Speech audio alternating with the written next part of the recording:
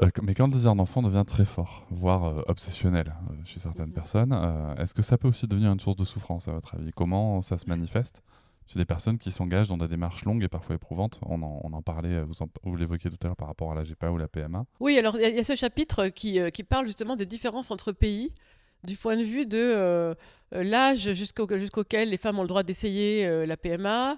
Alors parfois c'est une question d'âge, parfois c'est une question de nombre de fois où on peut essayer. Alors ça varie beaucoup entre les pays, ça varie beaucoup au cours du temps.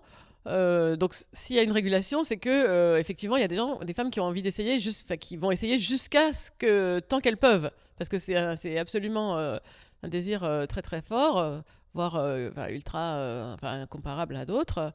Et donc les réglementations limitent cette possibilité en fonction de considérations soit de coût-efficacité, parce que ça coûte cher, et si c'est remboursé par les fonds publics.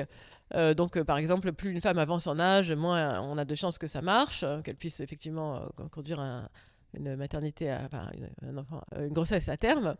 En fonction de... alors, parfois, c'est surtout ça, hein. Après, en fonction peut-être du risque pour la mère, en fonction aussi de parfois des considérations sur la qualité de l'éducation parentale que les gens vont pouvoir apporter, s'ils sont trop vieux, etc. Et finalement, ce chapitre montre que on arrive... Enfin, il y a toutes sortes de... Il y a une très grande variété des réglementations et on n'arrive pas vraiment à trouver un sens commun à toutes. Donc, mais en tout cas, le fait qu'on limite montre que le désir, lui, il peut être illimité. En fait, il y a une série israélienne très très bien sur ce thème qui s'appelle Body That Works, un corps qui fonctionne. Et c'est une petite série avec peu d'épisodes. Et c'est un jeune couple, lui est avocat, elle travaille dans une agence de presse, une femme très brillante, très intelligente, etc. Et elle n'arrive pas à conduire ses grossesses à terme, elle perd ses fœtus tout le temps. Et elle essaye, enfin bon, ça commence comme ça, quoi. C'est désespérant en fait, mais toujours un moment où tout d'un coup ça marche plus.